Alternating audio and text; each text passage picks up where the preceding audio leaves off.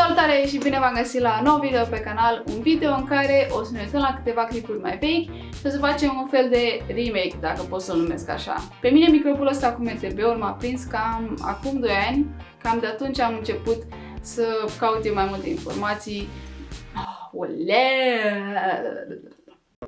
Pe mine microfonul ăsta cu MTB-ul m-a prins cam acum 2 ani. Cam de atunci am început eu să caut mai multe informații despre sportul ăsta, am început să învăț tricuri și îmi doream să devin mai bună.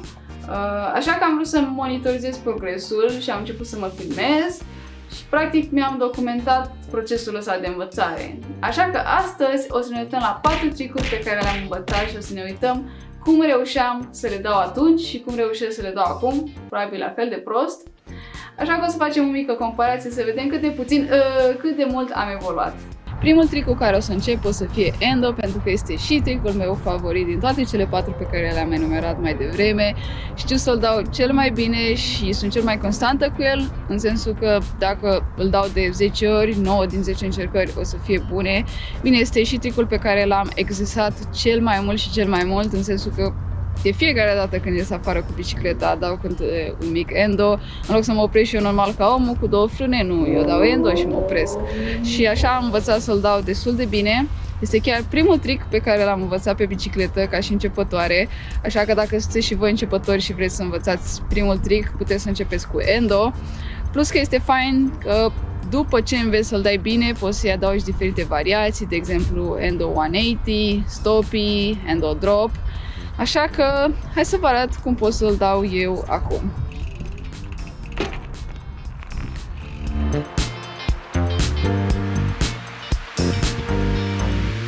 Tricul numărul 2 este wheelie și deși este un trick de începător, pot să zic că am avut viață grea învățându-l, în sensul că nu înțelegeam cum să ridic roata față, nu înțelegeam cum să dau impulsul la pedală, nu mă lăsam suficient pe spate.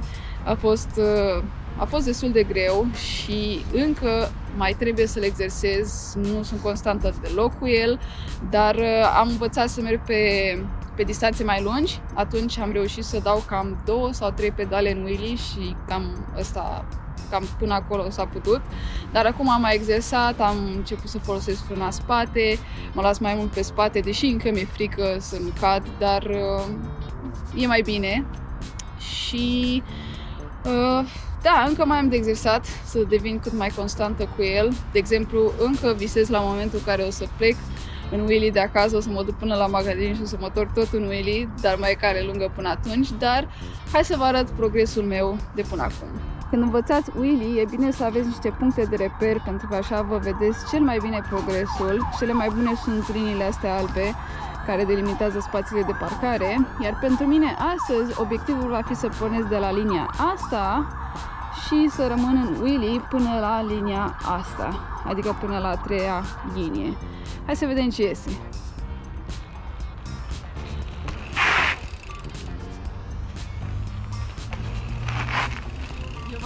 Eu v-am zis că nu sunt constantă.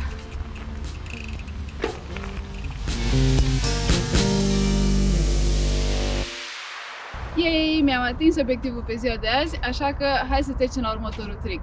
Trickul numărul 3 este track stand.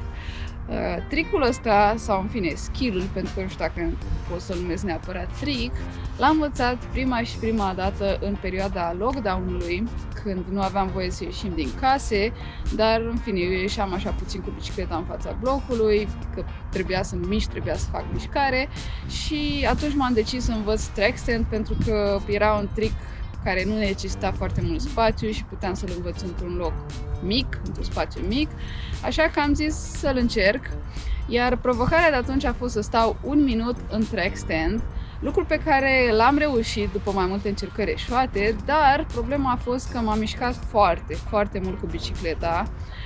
Ideea la track stand este să rămâi în același loc de când pornești și până când ai terminat track stand-ul, sau în fine să te miști ușor în față și în spate, dar ideea este să rămâi cam în același loc. Lucru pe care eu nu l-am făcut, n-am pus piciorul jos pe asfalt, dar m-am mișcat foarte mult cu bicicleta și nu a fost chiar foarte ok. Așa că astăzi vreau să reiau provocarea pe care am făcut-o acum un an, să stau 1 minut în track stand, dar de data asta să nu mă mai mișc atât de mult cu bicicleta. Așa că hai să încercăm! Am uitat să menționez ceva foarte important și anume faptul că acest trick, skill, este foarte ușor de învățat și nu există niciun risc de a te avaria, adică chiar nu poți să te lovești încercându-l și te ajută foarte mult să înveți echilibrul pe bicicletă. Și eu îl folosesc, de exemplu, și în trafic foarte mult. Dacă aștept la semafor, prefer să stau în track stand până se pune verde și să pot să plec mai repede de pe loc. Am folosit și la munte, pentru că de perioada asta de repaus, în care să mă gândesc, ok, pe ce parte pot să merg să îmi fie mai ușor. Și da, e un skill pe care vi recomand să-l învățați și să-l perfecționați.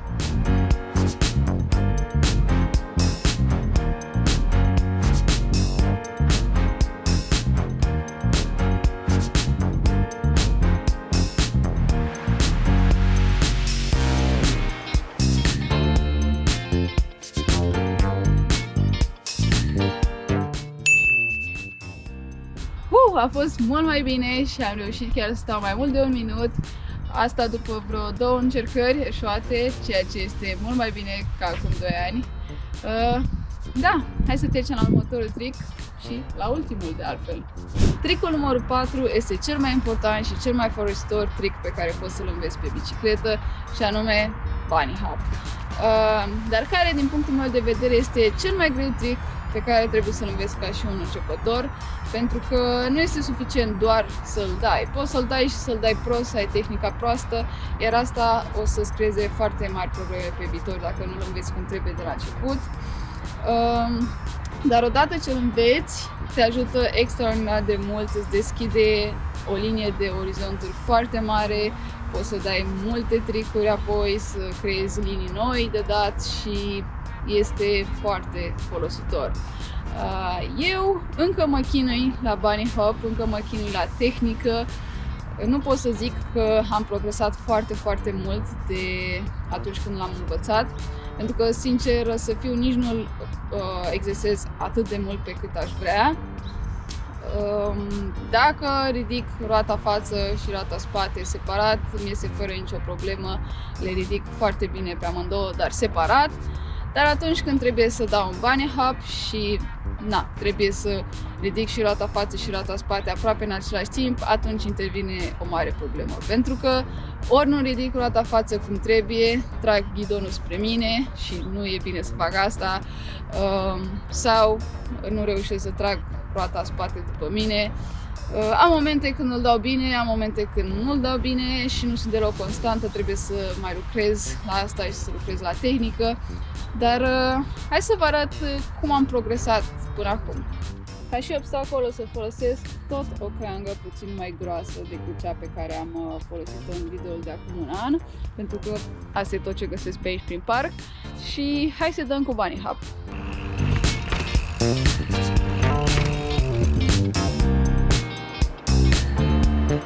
La bunny hop nu pot să zic că am crescut foarte mult în înălțime, nu pot să sar mult mai sus decât puteam atunci, deocamdată, dar nici nu e un trick pe care l-am exersat foarte des. Multă vreme am avut problema asta că săream peste obstacol și bum, nu cădeam, dar de cele mai multe ori aterizam cu roata spate peste obstacol și asta mă frustra foarte, foarte tare. Dar acum sunt mulțumită că în 99% din cazuri reușesc să sar peste obstacol cu ambele roți și ăsta e un progres pentru mine. Bun, iar acum probabil mulți dintre voi o să spună, păi da, dar eu aș fi putut să progresez mult mai mult ca tine tot timpul ăsta, aș fi putut să dau backflip, tail whip cu bicicleta. Păi, am 3 argumente cu care să vă răspund. Numărul 1. Progresul vine în diferite forme și mărimi. Ce înseamnă asta? Păi, fiecare are propriul ritm de învățare. Unii învață mai repede, alții învață mai greu, cum sunt eu, dar asta nu înseamnă că nu există progres. Din punctul meu de vedere, progresul înseamnă să fii un pic mai bun ca ieri. Adică, de exemplu, nu știu, să zicem că reușești astăzi să dai 3 pedale la wheelie, iar mâine reușești să dai 4 pedale. Ăsta e un progres. Numărul 2. Timpul.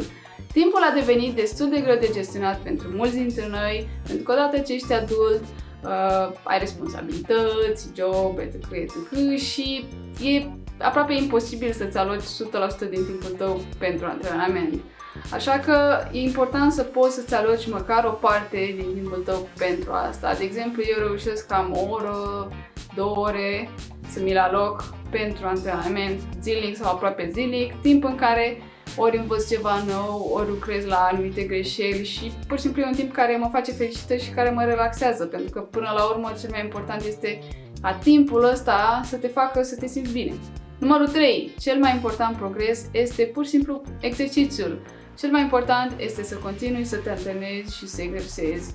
Ar trebui să ne oprim să mai aruncăm cu hate spre cineva care nu se dă atât de bine ca noi sau care este la început, pentru că, în primul rând, și tu ai fost cândva acolo și, în al doilea rând, pur și simplu ar trebui să apreciem faptul că persoana respectivă a ieșit să exerseze, a ieșit să învețe ceva nou și vrea să devină mai bună. Poate nu o să iasă o schemă din prima, poate o să se chinuie o lună, dar pur și simplu e important că exersează. Argumentele astea se aplică în orice sport sau în orice hobby, așa că sfatul meu este să nu vă dați bătuți și să continuați să faceți ceea ce vă face pe voi fericiți până la urmă, pentru că asta e tot ce contează. Vă mulțumesc foarte mult că vă uitați la mine și până data viitoare, ca de obicei, stay active!